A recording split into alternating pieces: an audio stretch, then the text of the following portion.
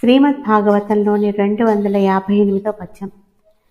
జలజాతాక్షుడు చూడనొప్పి ధవళ చత్రంబులతో చామరంబులతోన పుష్పపిసంగ చేలములతో భూషామణి స్మితుడై నళినీ బాంధవుతో శశిధ్వజముతో నక్షత్ర సంఘంబుతో ఫలవిచ్చాపముతో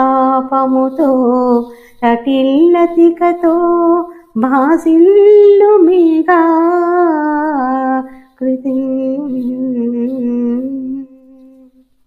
శ్వేతఛత్రంతో, చామరాలతో, పుష్పాలతో, పీతాంబరాలతో, మణిగణాలంకారాలతో ప్రకాశించే పద్మపత్ర నేత్రుడైన శ్యామసుందరుడు సూర్యబింబంతోనూ, చంద్రధ్వజంతోనూ, నక్షత్ర సమూహంతోనూ, ఇంద్రచాపంతోనూ, మెరుపు తీవువలతోనూ భాసిల్లే నీలమేఘంలాగా ఉన్నాడు.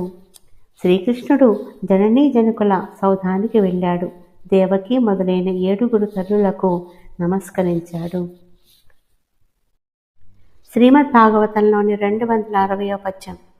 బిడ్డడు మ్రొక్కిన తల్లులు జడ్డనడంకమ్ములను నిచి చన్నుల తుది బాలొడ్డగిల ప్రేమ భరమున చట్టువడం దడిపి రక్షితలములననగా